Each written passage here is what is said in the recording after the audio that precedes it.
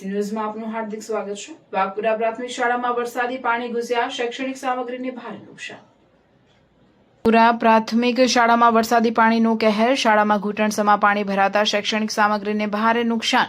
પાટણ જિલ્લાના સાંતલપુર તાલુકાના વારાહી નજીક આવેલી વાઘપુરા પ્રાથમિક શાળામાં સતત વરસાદને કારણે ઘૂંટણસમા પાણી ભરાઈ ગયા હતા। શાળાના વર્ગખંડોમાં પાણી ઘૂસી જતા પુસ્તકો, ફર્નિચર, શિક્ષણ માટેનું સાહિત્ય તેમજ અન્ય શૈક્ષણિક મટીરીયલ પલળી જતા ભારે નુકસાન થયું છે। આ ઘટનાના કારણે શાળાનું શૈક્ષણિક કાર્ય પણ પ્રભાવિત થયું છે। સ્થાનિક લોકોને શાળા સ્ટાફ દ્વારા પાણી બહાર કાઢવાની કામગીરી હાથ ધરવામાં આવી છે। ગ્રામજનોએ તંત્રને તાત્કાલિક યોગ્ય કાર્યવાહી કરી શાળાના નુકસાનનું સર્વેક્ષણ કરી સહાય આપવા માંગ કરી છે। રિપોર્ટર વિપુલભાઈ ચૌધરી।